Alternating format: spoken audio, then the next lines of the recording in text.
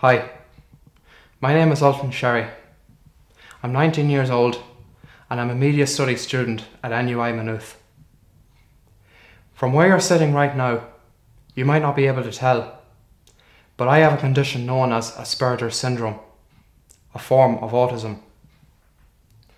I've decided to make this documentary today to inspire others who have Aspergers of the achievements that I have made throughout my life, and to raise awareness of the condition for those who may not have heard of it before. This is my story.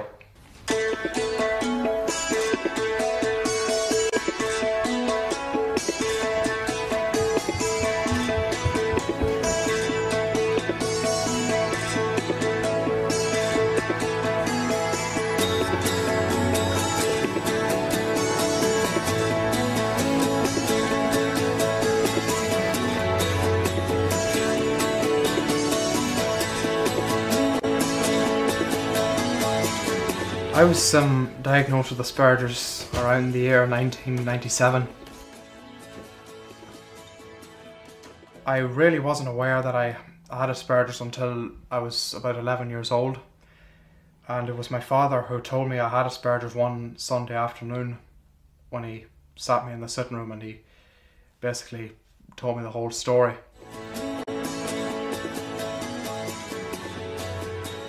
Sometime in the early 2000s, I was awarded a grant by the Higher Education Authority to look into developing a manual effectively to help students with Asperger's syndrome settle into college. And on the back of that, I wrote a book with two psychiatrists called Succeeding in College with Asperger's syndrome. I think the challenges in the daily life facing a young person with Asperger's syndrome will always revolve around the potential for miscommunication and misunderstanding based on difficulties in grasping the non-literal or pragmatic components of conversation.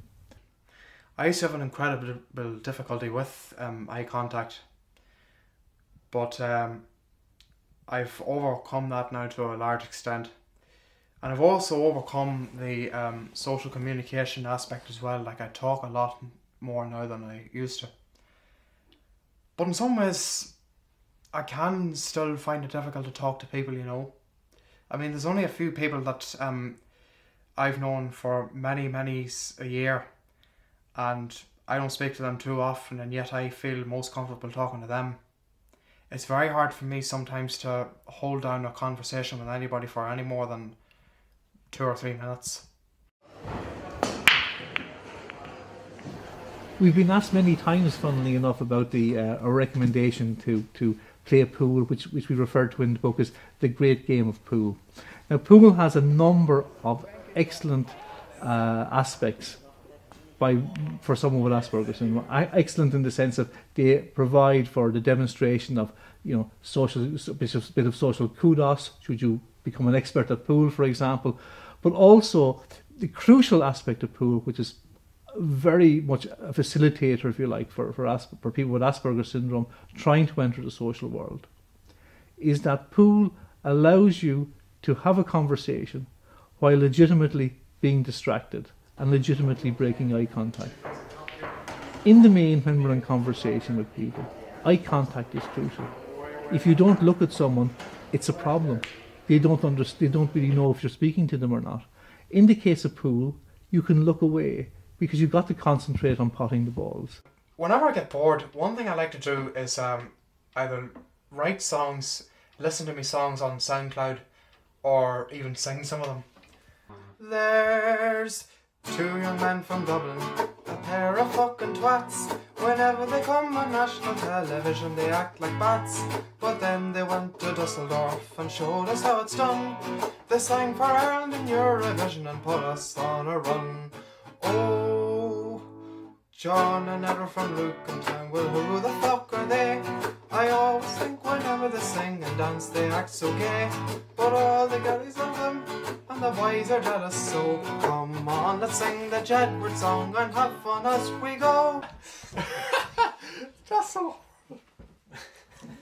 You know, I just like to make people happy, because if I make people happy, you know, then it makes me happy, you know, because that's all I want to do. That's what I want for people in the world, is just to be happy. Don't worry, be happy. That Jamaican guy. Never forget him. So what are we talking about now? I keep losing me. You're so easily distracted.